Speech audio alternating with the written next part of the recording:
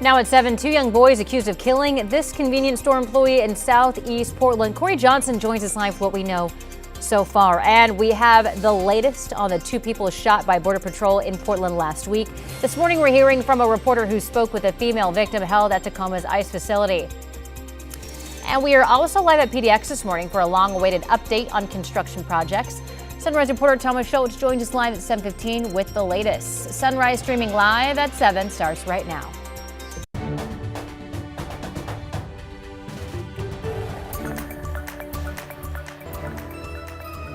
Good morning, and thank you for joining us live at 7 o'clock. I'm China Green, headed over to Chris McGinnis and Rod Hill for a look at your weather and traffic. Hey, let's start off with clear skies, shall we? Good morning on your Thursday. Here's Chinookwa's Casino Resort in Lincoln City. Yesterday, we had a marine push, especially up on the north coast. Not seeing any of that this morning. Again, this is Lincoln City where it's showing clear skies, 35 degrees. It's going to be a beautiful day at the coast. This is the foggiest or the lowest the low cloud deck has looked. This is the camera on top of the Wells Fargo building shooting down 42 degrees. Winds are still light, but good visibility generally throughout the valley is holding. There's Salem. Nice look at our state capital this morning, 41 degrees. And the forecast, we are watching east wind patterns in the gorge. They are picking up. So it's a fog in some areas, cloudy skies in many areas. Start at the bus stop, about 40 here in town. But during the morning and certainly well before noon, we should be clear. It'll be 50 degrees at that time. Kids get out of school about 55. Great afternoon to play in the yard. Back to you, Chris. That's shorts weather, says my 8-year-old, I think. All right, the drive this morning, here, the first thing is you can see it, right? Unlike yesterday, all these cameras were fogged in.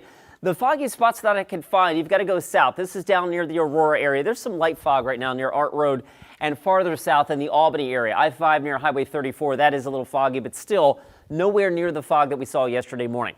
All right, let's get back into the metro area. The I-5 commute right now out of Clark County, getting busier southbound, of course, approaching the interstate bridge there. You're at SR 14. That trip in from Main Street to the Fremont has jumped up to 14 minutes at last check. And over on the west side, there's the Sunset Highway 26 near Skyline Boulevard, our inbound Sunset Drive now up to about 18 minutes to get you in from Hillsborough to downtown. China, so far, no major freeway trouble out there just yet. Thank you, Chris. We start with new developments in Minneapolis. President Donald Trump is threatening to use the Insurrection Act to, quote, put an end to protests in the city. This comes after another person was shot by a federal agent last night during an immigration mission in Minneapolis. Federal authorities say that the person was hit in the leg and survived. Homeland Security says this all began when federal officers stopped a person from Venezuela who was in the U.S. illegally. They said the person drove off, then crashed into a parked car in the residential area before they got out and made a run for it. When officers caught up with them, DHS says two other people came out of an apartment and all three started attacking the officer, including with a shovel and broom handle. That's when federal officials say the officer fired the shot in self-defense. While the mayor of Minneapolis acknowledged that there are still a lot of unknowns, he said the immigration crackdown in the city is not sustainable. This is already the second shooting that we've had in a week. People are scared. The atmosphere is tense. But again, there is another option. We can stop going down this route together. While still demanding ICE leave the city, the mayor also asked the public to remain peaceful. The man shot by a federal agent is now in the hospital, and the two others who allegedly attacked the officer are in custody. In an update, one of the suspects shot by a Border Patrol agent in southeast Portland last Thursday pleaded not guilty in federal court to charges that include aggravated assault of a federal officer. Court records say Luis Nino Moncada appeared anxious during what Homeland Security says was a targeted traffic stop. They say he repeatedly rammed an unoccupied Border Patrol vehicle, and an agent fired two shots as Nino Moncada and his passenger, Yolanda Sembrano Contreras, drove off. Federal prosecutors say both were in the U.S. illegally and have alleged ties to a Venezuelan gang. Meantime, the woman who was also shot by the Border Patrol agent is set to make her first court appearance virtually tomorrow. She was transferred to the ICE detention facility in Tacoma. Sharon Yu with our sister station Seattle was the first reporter to meet with her. I'm here at the Northwest Ice Processing Center in Tacoma, where the woman is being held after she was shot by Border Patrol officers in Portland last week. I wanted to visit her to make sure she's recovering okay from that shooting. So during visitation hours, I came here. I walked in through those doors over there, registered myself, walked through a metal detector to make sure that it didn't have anything on me. And when I got inside the visitation booth, it was like a prison-style visitation booth. So that meant it was 2 telephones facing a wall, and there was a plexiglass in between us, but I could see her, and she told me that she was doing okay. She showed me her gunshot wounds. There was 1 wound to her left chest and 3 under her right chest, and there was a little bit of a language barrier, but I think she was telling me that 2 of the wounds that she had on her right side were from shrapnel, but I could see that she was healing okay, and again, she told me she was also feeling all right. Yorlenis Betsabet Zambrano Contreras and Luis David Nico Moncada were shot by U.S. Customs and Border Protection agents Thursday outside of a medical office in southeast Portland. According to the Department of Homeland Security, both were wanted for alleged immigration violations and supposedly having ties to a prostitution ring, a recent Portland shooting, and a Venezuelan gang, Tren de Aragua. When investigators tried to stop the 2 people, DHS claims the driver, quote, weaponized the vehicle by driving at agents. One said he feared for his life and fired what was described as a defensive shot. We have a male who was shot twice in the arm and his wife who was shot in the chest. Zambrano Contreras is not facing any criminal charges stemming from the incident. The shootings ignited more protests throughout Portland and also in the Seattle area. The Portland police chief got emotional while addressing the Latino community last week and said any alleged gang affiliation doesn't mean the shooting of the 2 people was justified. It saddens me that we even have to qualify these remarks, because I understand, or at least have attempted to understand through your voices, your concern, your fear, your anger. Zambrano Contreras is being held here in Tacoma because this is the largest ICE facility in the Pacific Northwest, and it is pretty routine for folks who were detained in the Oregon area to be brought up here to fight their immigration case. In Tacoma, Sharon Yu, King 5 News. Authorities say 2 young boys are now in custody in connection with the killing of a convenience store employee in southeast Portland. The case has deeply shaken the community as both suspects are so young and one not even a teenager. Sunrise reporter Corey Johnson joins us live with the details on those arrests. Corey? That's right, China. Police say they arrested a 12 and 15-year-old boy in Vancouver yesterday in connection to the deadly shooting that happened here in the Hazelwood community last month. Now, the 12-year-old is charged with first-degree murder, while the 15-year-old faces second-degree murder charges and robbery charges as well. Now, police say the victim, 33-year-old Santi Ram Ray, was shot and killed at the market on Southeast 139th in December. Officers found him with a gunshot wound when they arrived, and he died at the scene. Ray was a translator for the Bhutanese community, his death prompting an outpouring of grief from neighbors and customers who knew the husband and father of 2.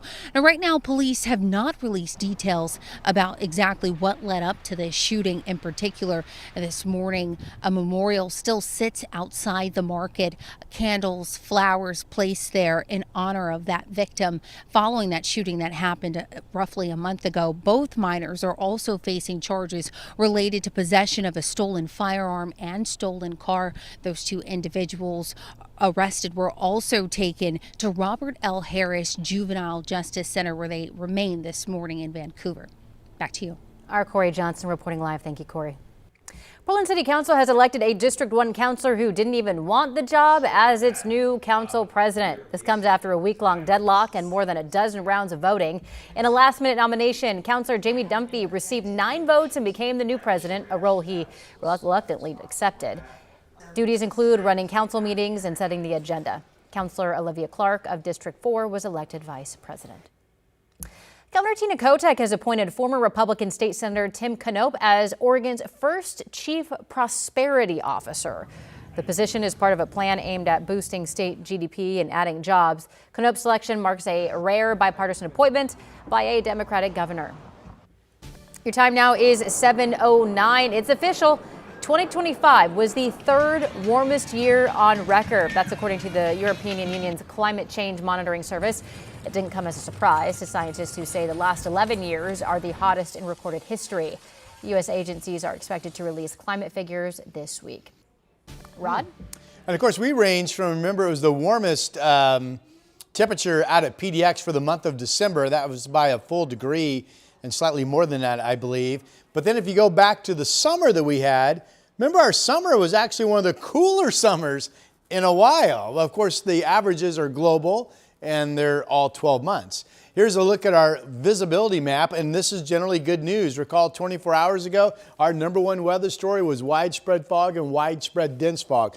This morning, good visibility into Portland. There's some fog down around Eugene, 3/4 of a mile of visibility being reported, but much of the valley is just seeing low clouds this morning. Here's good visibility coming to downtown Portland from the Pioneer Park building, 42 degrees. We do have the low cloud deck up top. Forest Grove holding just above freezing. The rest of us are well above. 41 in Troutdale. Westland, good morning, 42. Salem's in the 40s. Silverton, 35. Estacada matching Forest Grove with that 33-degree number. Basically, we're now seeing east winds out in the gorge go as high as 50+ miles per hour at Crown Point. It's windy into Corbett as well. Those east winds in the coming hours, really at any moment, will start to move into the valley and we will clear out. This will be a sunny afternoon, coast and valley. Tillamook, 60 degrees. Sunny in Central Oregon, Bend 51. A lot of you folks could be cloudy in Central Oregon starting tomorrow.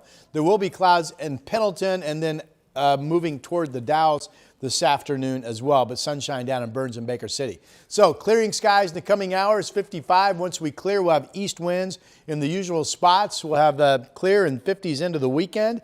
Calmer winds by Sunday to Monday could get us back into some fog pockets again. Next chance of rain shows up Wednesday. That's your forecast.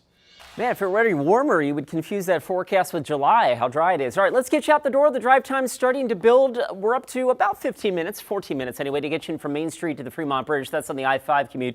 Highway 26 now up to about 17 minutes in from Hillsborough.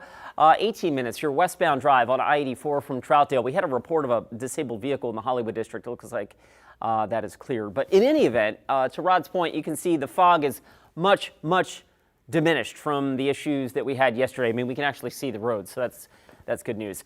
A reminder, tomorrow night, Friday and Saturday nights, the I-205 Abernathy Bridge will be closed, a full closure both directions, overnight 11 to 6 on Friday and 11 to 7 Saturday into Sunday as ODOT continues that seismic upgrade to the bridge. Your detours, of course, 99E, Highway 43, and I-5. Live out to Thomas Schultz we go. Thomas, what do you got for us? Well, Chris, if you've been to PDX anytime recently, you've seen the new Bear, you've seen the new reader boards as part of a redesign of the airport, but a whole lot more is set to come and more to be unveiled next week. We'll tell you all about it coming up as sunrise rolls on. The KGW Plus TV app, streaming 24/7. Local news from the team you trust on your time. Track how the weather will impact your day. Certainly becoming increasingly hazardous. Extended, continuous coverage of breaking news, live from the scene. That snowpack is still heavy. Go deeper with in-depth interviews and exclusive reporting. All the local news you need, live or on demand. KGW Plus. Download on your TV and watch for free.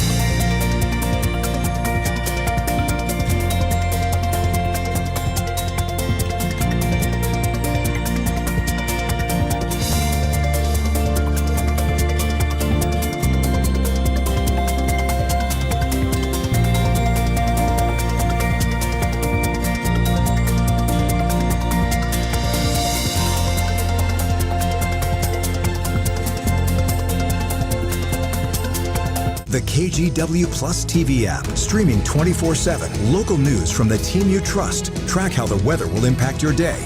breaking news live from the scene. All the local news you need. KGW Plus. Download on your TV and watch for free. On Weather Impact Alert Days, stay informed, prepared, and connected with KGW and KGW Plus. Coverage that alerts you to what's coming and how it will impact you. Watch extended weather coverage on KGW Plus. Big changes are coming to PDX next week as phase 2 of the airport's redesign continues. Sunrise reporter Thomas Schultz joins us live from PDX. Thomas, what's the latest out there? Yeah, well, China, the big thing coming next week is a route that's going to connect Concourse B and Concourse C. And look, if you've been to the airport anytime recently, I know you have, China, as you previewed this whole thing back in the day. That's a long walk right now, right? So that's going to change, and that's just a part of what's to come as they unveil more changes as part of phase 2 over the next few months. They also say that they're bringing in these Y columns. They're tearing up the carpet of the old atrium as well here at PDX in parts of the airport that have not yet been unveiled. Those Y columns are 55 feet tall and support the new sections of the airport, including another 2 acres of that beautiful mass timber roof. They're also going to have new exit lanes, streamlining travelers to baggage claim. We spoke to some travelers yesterday about all these changes, and a spokesperson actually a while back. Here's what they had to say. Bypasses are going to be gone, so they're going to have new direct routes. So it's going to look a little bit like this. Right now, everyone funnels into the heart of the terminal after their flight, then flows out through those check-in islands at the front. Once phase 2 is finished, those paths will get a whole lot simpler, and each concourse will have its own designated exit area. Port of Portland spokespeople also tell us that coming in February, they're going to open 2 new shops up here in the airport. They expect all these phase 2 designs to eventually be completed by June. China?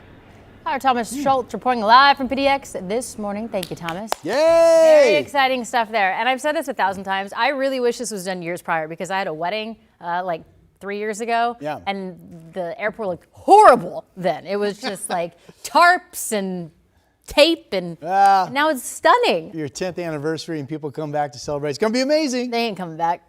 That was a one-time thing. Depends on what you serve. They ain't coming back. Here's a look at our Mount Hood Timberline Lodge camera. We've got it zoomed into the summit. Blue skies up there. Not as warm, but still really warm. 46 degrees. Yesterday it was in the low 50s at this time. East winds are going to be picking up today, 5 to 25. And they really vary on depending on the slopes that you're on. This shows Meadows back up to 50 today, but Timberline and Government Camp each holding in the 40s of fairly steady temperatures during the day, continuing to be above freezing at night. Bases are holding, both Meadows and Timberline, as of this morning's report, right at 40 inches of snow. Weather system still holding out. We still have a bone dry forecast at this point, minus any mist with fog, all the way through Tuesday. Here's what we're looking at. East winds are starting to kick in the gorge. They're now gusting to more than 50 miles per hour at Crown Point. They're gusty at Corbett.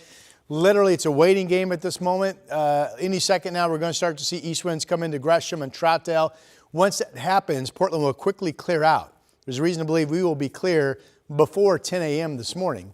Now, notice this does have clouds from the Dalles out into the basin. The fog and low clouds in the south to mid-valley will also be clearing out today. So later today, the only clouds in the state at 4 o'clock is out here in the Columbia Basin, and this cloud area will expand. This is part of that temperature inversion pattern.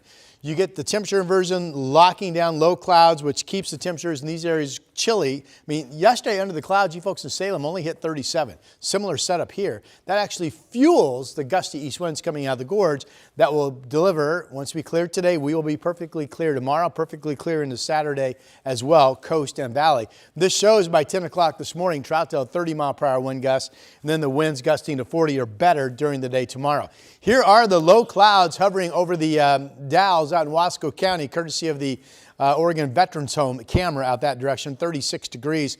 You folks may hold under the clouds all day today. You can see that some breaks, certainly no fog. This is from the Springs at the Waterfront camera in Vancouver. And here are the numbers out the door. 46 up in Kelso this morning. Last time I looked at the camera up there, it is now clear. 41 in Salem, 35 down in Jean, 30 in Bend. 13 in Burns, one of the colder mornings for you folks all winter so far. Valley forecast, sun's coming this morning. We'll be warming up into the 50s. Along the gorge, 10 to 25 miles per hour near the Columbia, southwest Washington in the 50s.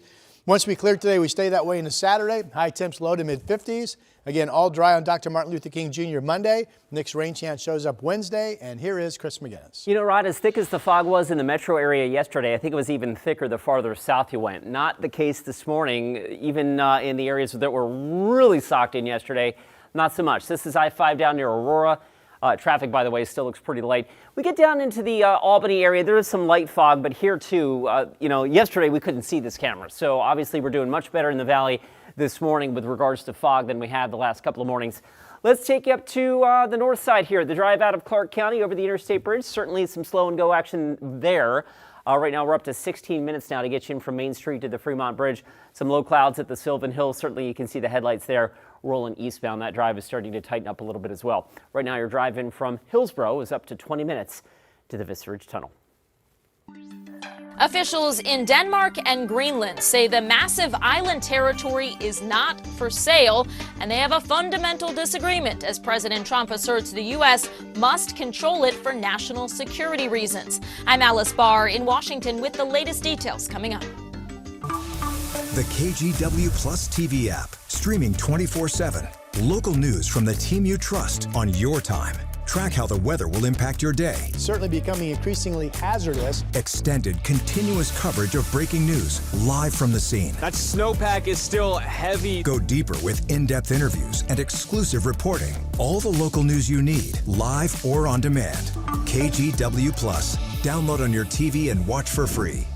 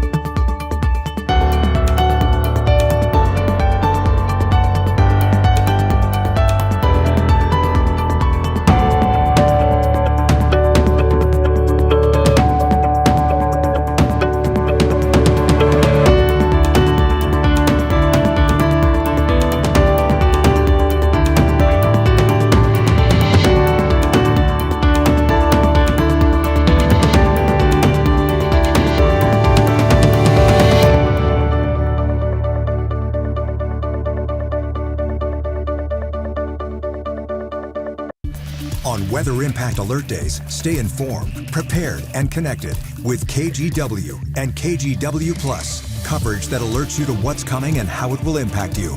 Watch extended weather coverage on KGW Plus.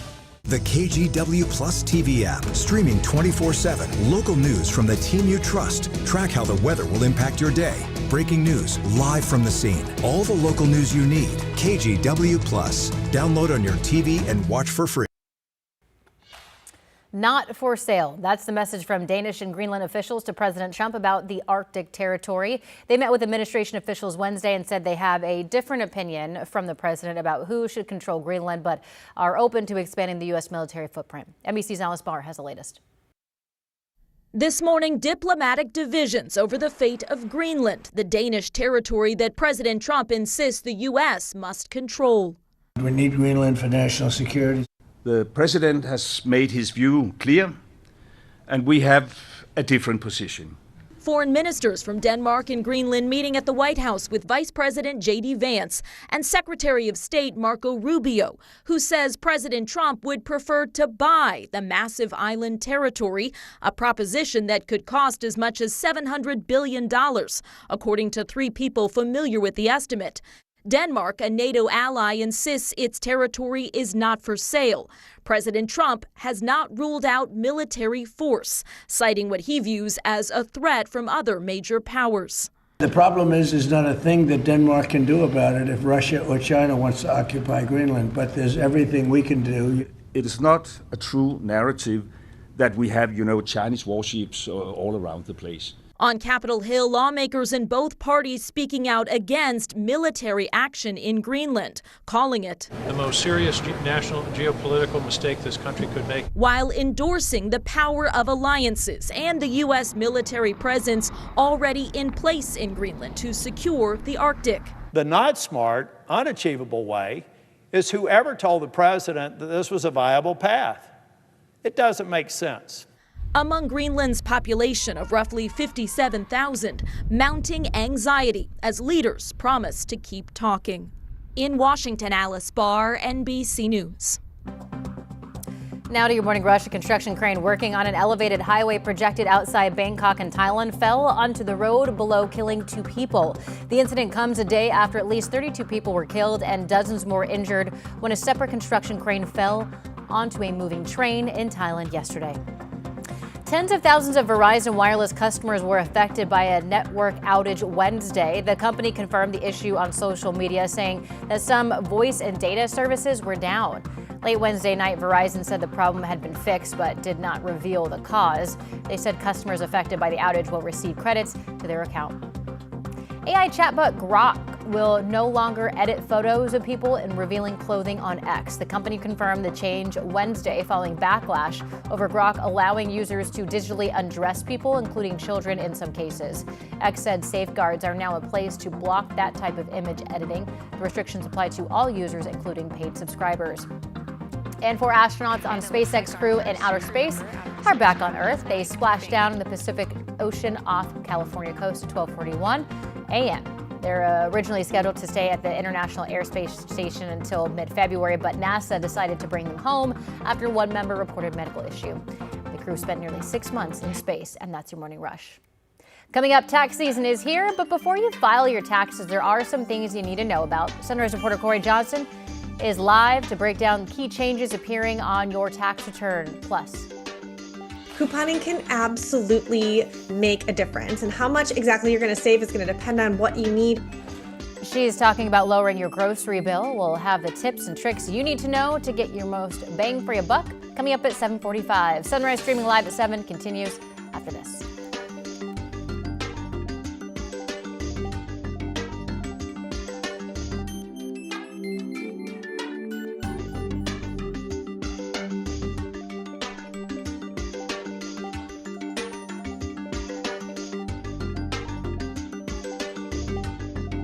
KGW's Evening News. Important stories to help you stay informed and keep your family safe. Thank you for joining us. I'm Christine Pittawanich. And I'm David Molko. Weather impact alerts to help you plan your week. We need to be extra careful with anything that can throw a spark. And a team of local journalists connected to our community. David Molko, Christine Pittawanich, and Matt Zaffino. Your Evening News team. Tonight on KGW.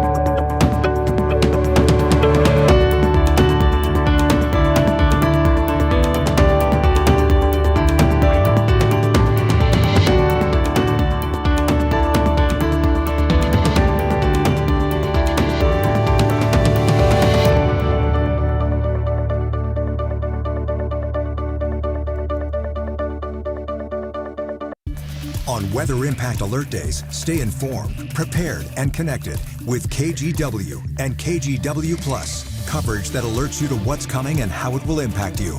Watch extended weather coverage on KGW Plus. The KGW Plus TV app, streaming 24/7. Local news from the team you trust. Track how the weather will impact your day. Breaking news live from the scene. All the local news you need. KGW Plus. Download on your TV and watch for free.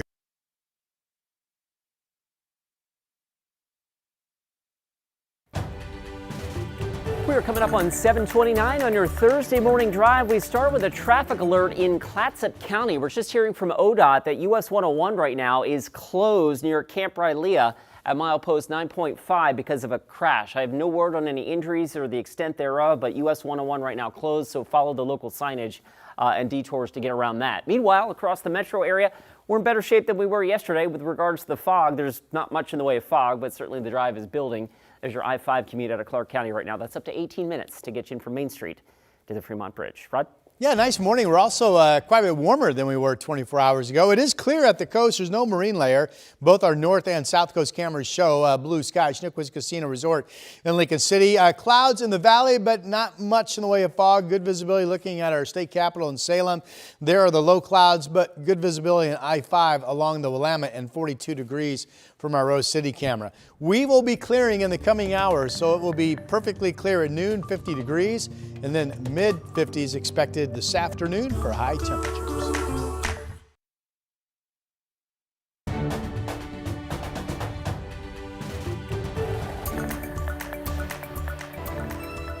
Good morning. Grab a bucket and head to Cinemark Sunday or Monday. Their Bring Your Own Bucket popcorn deal is back. Moviegoers can fill almost any container with popcorn, including bags, purses, or coolers. Gross. Really? Yeah, there is a 400-ounce limit, or about 3 gallons worth. But if you bring a blue 5-gallon bucket from Lowe's, the limit is waived. Really? I don't know why. No bucket, though? Cinemark says any size popcorn will cost $5. The deal runs January 18th and 19th, Sunday and Monday, which is also marking National Popcorn Day. Oh, I don't remember this story. I'm assuming they do it every year. I don't remember it, though. It's a fantastic story. I mean, I know the 7-Eleven. Oh, they did it for the first time last year. Okay, maybe I was off that day. Wow, I would They're remember. trying to get people to go back to the movies, which makes sense. I like this. Anything free? Anything with the food? How about free drinks now? That'd be nice. This little thing like this costs like $8. Yeah. Yeah, it's a little steep, isn't it? I guess they gotta maintain the profit margin somehow. Here's a look at our Rose City camera. We have low clouds, and if you look, it's foggy up in the West Hills. Our Oregon Zoo camera's been showing that. But down low, driving along the Willamette, good visibility, 42 degrees. Great visibility this morning looking at our state capitol. Unlike yesterday, it was really foggy here. With diminished views even at noon yesterday, but not the case this morning, 41 degrees. And we are slowly starting to see some brightness where it looks like the clouds along the Columbia are trying to break up. We're starting to get east winds coming out of the gorge. We do expect clearing in the coming hours. Here's the Springs at the Waterfront camera in Vancouver, 42 degrees. So with clearing in the coming hours, well before noon, we will be clear. It could be as warm as 50 at lunchtime and then low to mid 50s this afternoon for highs. You folks near the gorge and other east wind zones, 10 to 25 mile per hour winds today, stronger winds tomorrow. Here's Chris. That looks awesome. All right, let's pick it up with a traffic alert right now in the North Coast, along the North Coast in Clatsop County. We're hearing from ODOT now of a serious crash that has US 101 closed at milepost 9.5. That's right near Camp Rylea. I'm working to get more details in regards to injuries or what the expected duration of this closure is, but obviously a significant closure there along the North Coast. So follow the local detours around that. Meanwhile, your freeway drive in the metro area is in better shape than it was yesterday because we don't have the fog. Like Rod mentioned, it's not nearly as foggy. The drive's still busy, though. We're in the full swing of things here out of Clark County. We're now up to about 18 minutes to get you from Main Street to the Fremont Bridge. There's some low cloudiness at the Sylvan Hill, and of course the drive is busy there on Highway 26 as well. The trip in from Hillsborough has jumped up to 26 minutes to get you in from Brookwood Parkway to I-405. China? Thank you, Chris. New this morning, we were getting new data on just how much marijuana was seized by Port of Portland officers at PDX last year. Sunrise reporter Thomas Schultz joins us live from the airport. Thomas, it's a lot. It's a lot, China. Let me cue viewers in here. We asked Port of Portland, how much marijuana did you seize 2025?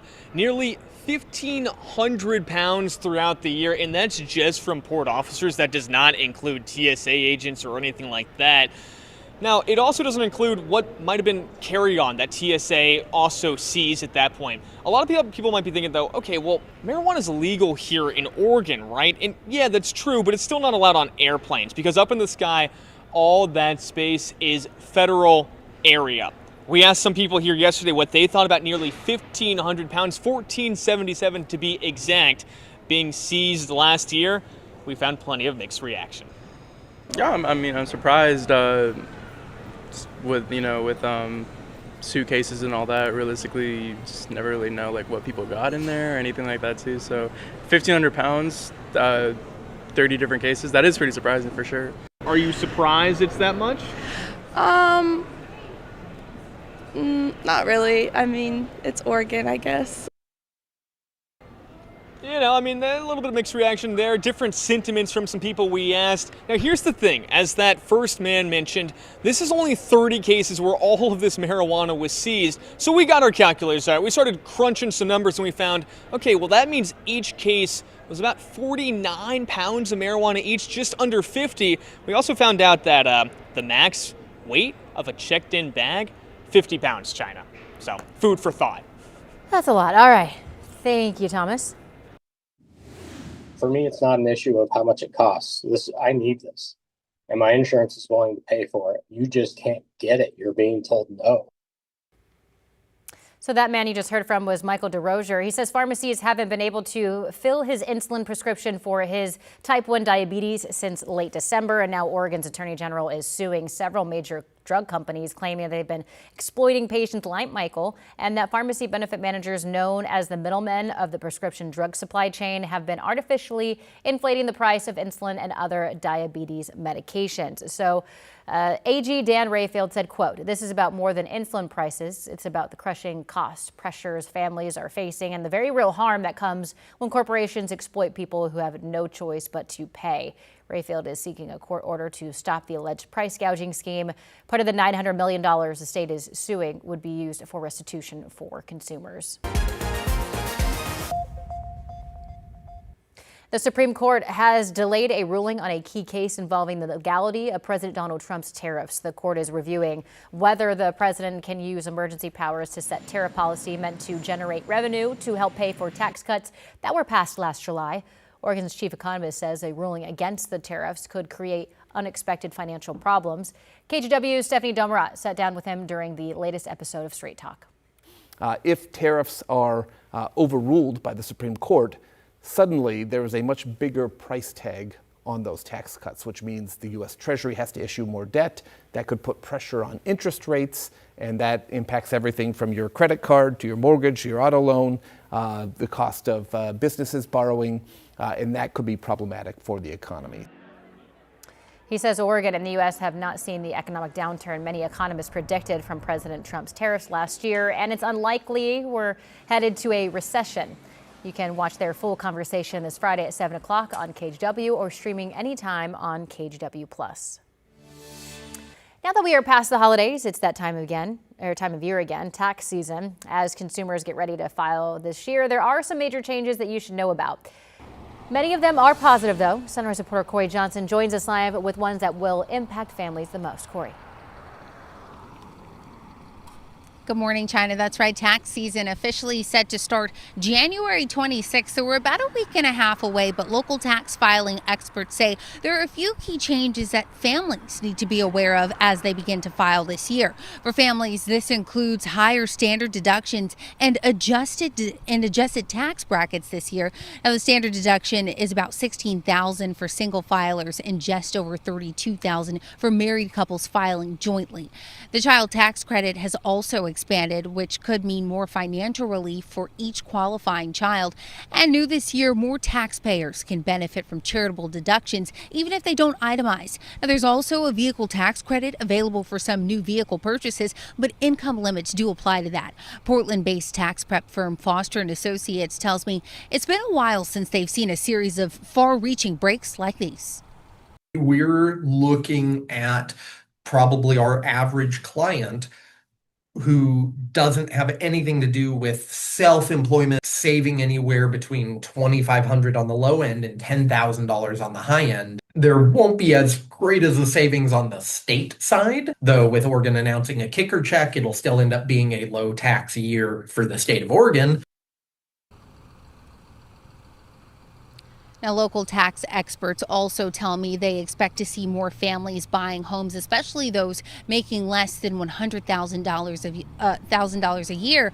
They expect them to buy first-time homes because they'll have more money in their pocket as a result of these changes. Now, coming up, we break down more of what you can expect for the 2026 tax season, what business owners should be aware of specifically. China? Corey, thank you. Well, Oregon lawmakers are pushing back on a new move by President Trump to withhold federal funding from states that don't assist with federal immigration efforts.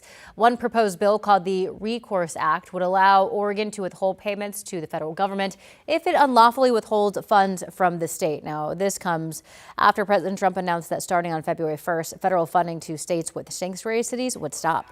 If the federal government is going to disobey the law and we can keep even millions of more dollars in Oregon, I think that that is something that can make our community safer and more secure financially. I think it's probably a bad idea. I mean, we rely on the federal government probably more than they rely on us. And at that point, again, you're flirting with a civil war. And I think Oregon seceding, even just financially, from the union is a terrible idea. The bill would be introduced during the short session, which starts February 2nd. All right, your time now is 7:39. Taking a live look outside at the Vancouver waterfront. Looks like we are finally seeing some sun break through those clouds. And brightness. Sun. Isn't that going to be the word of the day for the next few days? Yes. That's where the clearing is going to come from, by the way. East winds shooting out of the gorge, starting to break things up. And as China just saw, we're starting to see that a little bit along the Columbia River. Here's Seaside, our newest live camera. And kind of hazy, but this should go on to be a sunny day. There's really no marine layer as you see the tide come in. And a better look at just how clear it is up along the north coast from Garrett by the Sea Resort, looking back at Seaside, which is right there. And you can see the clear skies up over Tillamook Head. So beautiful. It is cloudy in the gorge this morning. I expect Hood River to have a good chance to get some sun. You folks in the Dalles may stay cloudy all day. This is Indian Creek Golf Course in Hood River. And notice it's above freezing. There's no frost on the ground there. And here is this area that is absolutely seeing the first wave of partial clearing starting to take hold from the Vancouver to the Springs at the waterfront 42. Obviously, good visibility crossing the Columbia. Temperatures this morning, 39 Troutdale, where winds are still light, but they're expected to become breezy rapidly, really starting at any moment right now. 37 out in Hillsborough. Forest Grove is up to 35. It was 33. Salem's holding at 41. Albany holding at 38 degrees. Noodles, we've had a couple of horses on our show, but not many. There's Noodles this morning. Fun picture. Pet of the day at kgw.com is the email address. There's a good look at Noodles. Send us your pet's photo to that email address and we will feature them on our show. All right. It is a dry day. We have sunshine. This shows 60, 61 in Tillamook today. Good grief. We've got 51 in Bend. Yesterday it was upper 50s, so not as warm there with sunshine. You've got clouds from the Great Basin, Pilton, potentially holding all day into the Dalles, and then you've got the clearing taking place generally this morning up and down the I-5 corridor. Once we clear this morning, we will basically be in a sunny pattern all the way into the weekend, but we'll have east winds in the usual spots. Temperatures will be warming up to about 55 degrees today. Here's Chris. Okay, Rod, thanks for that. We pick it up back in Clatsop County again. ODOT reporting a crash that has a section of US 101 closed south of Astoria. It's near milepost 9.5, so near Camp Raialea. Obviously, watch out for the emergency responders and follow the local detours set up around that. The freeway drive this morning, to Rod's point, nowhere near the fog that we had yesterday, and you can see that plainly. The fact that we can actually see the road this morning. Down there, in the lower right-hand part of your screen, that's a disabled vehicle eastbound, Interstate 84, the Banfield out in the Hollywood district. We've got a little bit of local slowing around that, but not too big of a deal. Right now, the trip in from Hillsborough is up to about 30 minutes or so on Highway 26. All right, a reminder, this weekend, tomorrow night and Saturday night, we've got a full closure of the I-205 Abernathy Bridge between Oregon City and Westland. Tomorrow night, that closure is from 11 p.m. until 6 a.m. Saturday. Your detours, of course, 99E, Highway 43, I-5, and local traffic between Oregon City and Westland can, of course, use the Arch Bridge. China, back to you. Thank you, Chris. A lot of people are feeling a lot more pressure shopping for their families. If you are feeling the pinch at the grocery store, you aren't alone. Coming up, how you can save money on your grocery bill, plus more of your consumer headlines when Sunrise continues in just 2 minutes. On Weather Impact Alert Days, stay informed, prepared, and connected with KGW and KGW Plus. Coverage that alerts you to what's coming and how it will impact you. Watch extended weather coverage on KGW Plus. The KGW Plus TV app, streaming 24/7. Local news from the team you trust. Track how the weather will impact your day. Breaking news, live from the scene. All the local news you need. KGW Plus. Download on your TV and watch for free.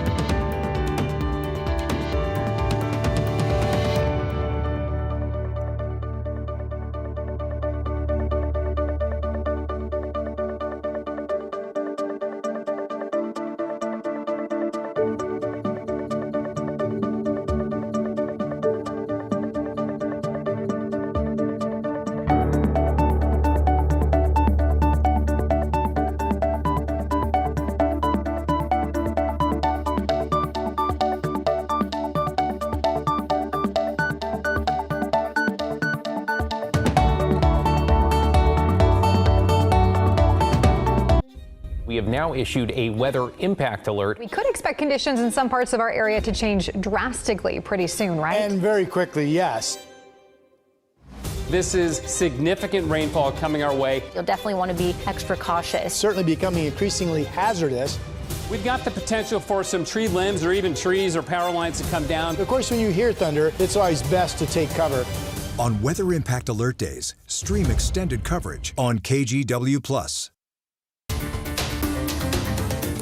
High prices continue to weigh heavily on Americans' minds and wallets as new data shows the cost of food, housing, and energy continues to rise. In today's Consumer Watch, Jen Sullivan looks at ways that you can lower your grocery costs. The cost of living continues to rise, and consumers are really feeling the crunch at the grocery store. A lot of people are feeling a lot more pressure shopping for their families. Kristen McGrath is a senior editor at the Crazy Coupon Lady, a company dedicated to finding ways to save. Couponing can absolutely make a difference, and how much exactly you're going to save is going to depend on what you need. The U.S. Department of Agriculture recently broke down the average amount mainland Americans spend on groceries last year. For a family of 4 with 2 kids between ages 6 to 8 and 9 to 11, on the low end, the cost was close to $1,000 in November, with liberal spending as much as $1,600 a month.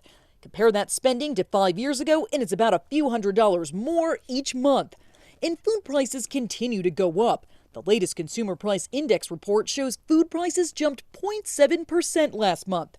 That's where couponing can help.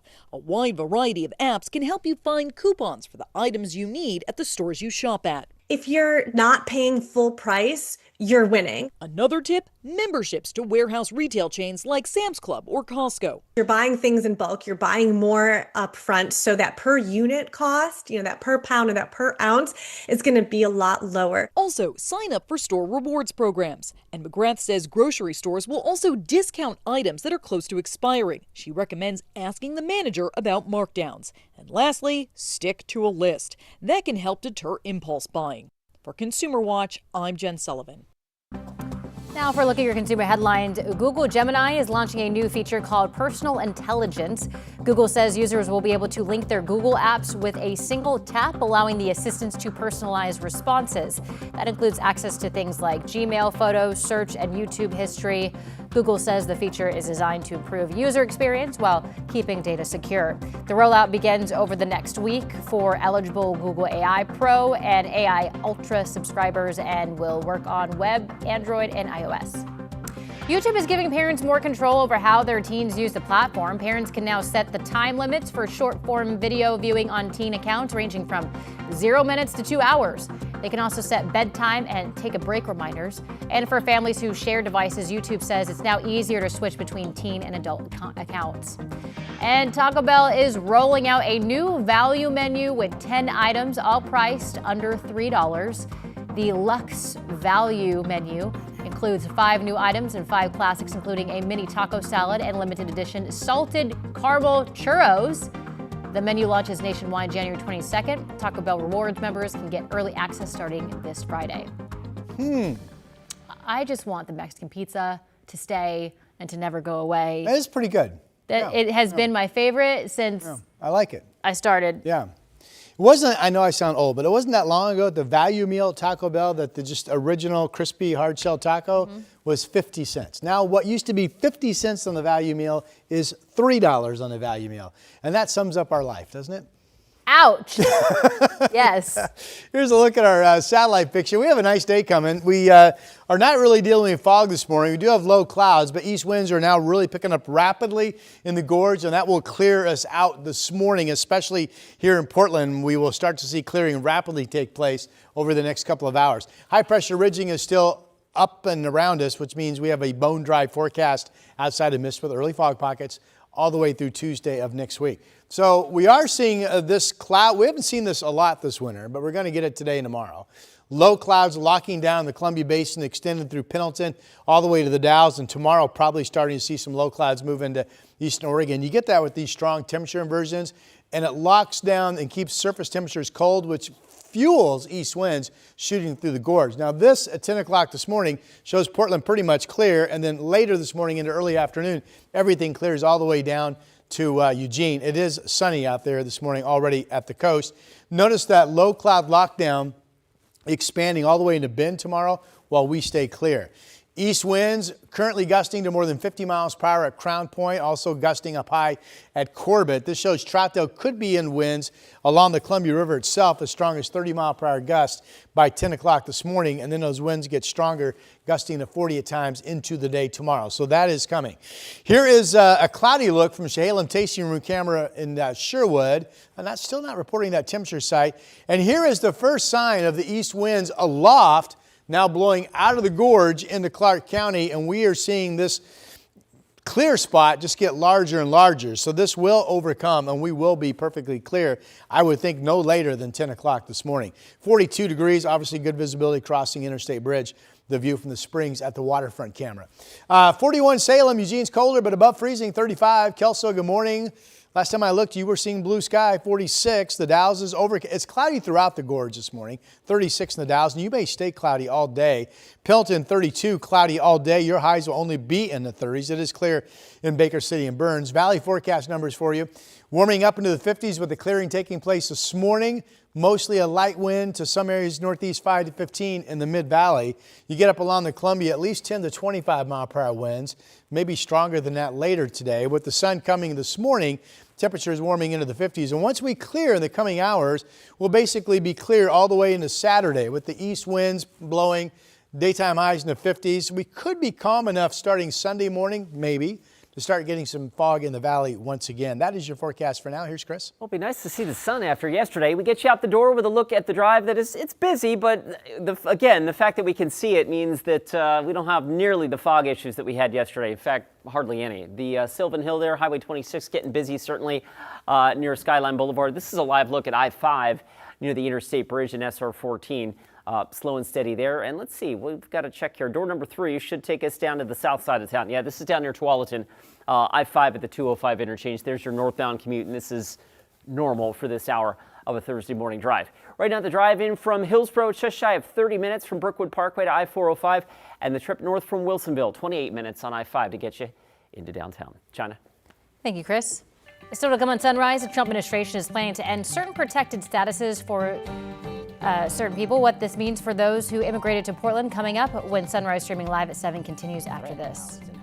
The KGW Plus TV app, streaming 24/7. Local news from the team you trust on your time. Track how the weather will impact your day. Certainly becoming increasingly hazardous. Extended, continuous coverage of breaking news, live from the scene. That snowpack is still heavy. Go deeper with in-depth interviews and exclusive reporting. All the local news you need, live or on demand. KGW Plus. Download on your TV and watch for free.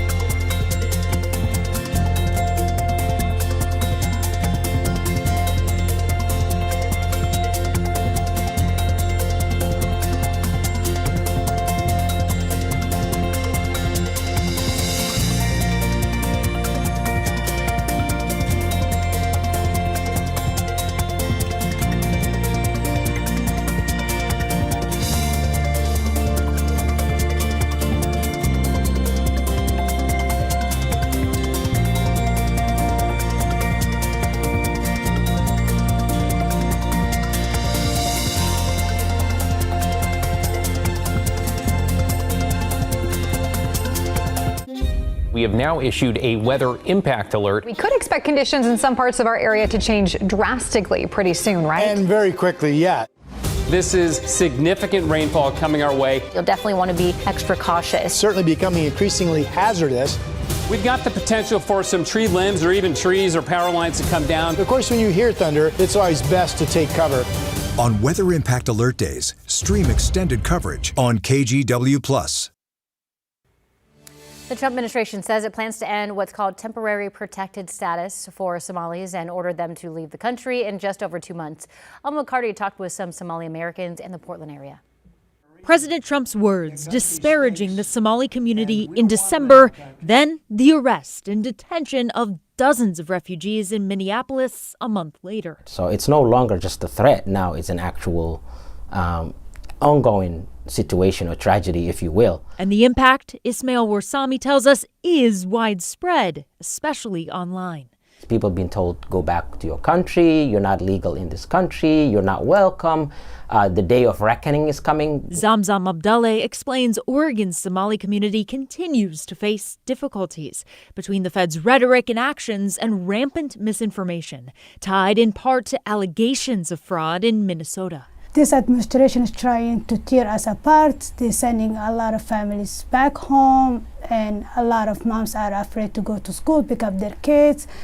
We have to carry our passport everywhere that we go. And on Tuesday, another targeted action as the Department of Homeland Security announced the termination of Somalia for temporary protected status, with officials stating the country doesn't meet the conditions for designation. According to census data, there are nearly 100,000 Somali immigrants in the U.S., and more than 80% are naturalized U.S. citizens. Everything in immigration is being weaponized by this administration. So when they say the temporary protected status is ending, it is obviously tragic for people that are under that, but the numbers are around 1,000, which is extremely small. Both Warsami and Abdallah say this community will overcome these challenging times, standing in solidarity. Telling the president, stop doing this, we human, we this, we that, is not going to change anything. What we're doing is, if the president wants to fight with the power, we are fighting with our rights, and we're not stopping, and we're helping our community. Coming up at 8, KGW Sunrise continues live on KGW Plus with Portland's new city council president who was voted into the job even though he says he didn't want it.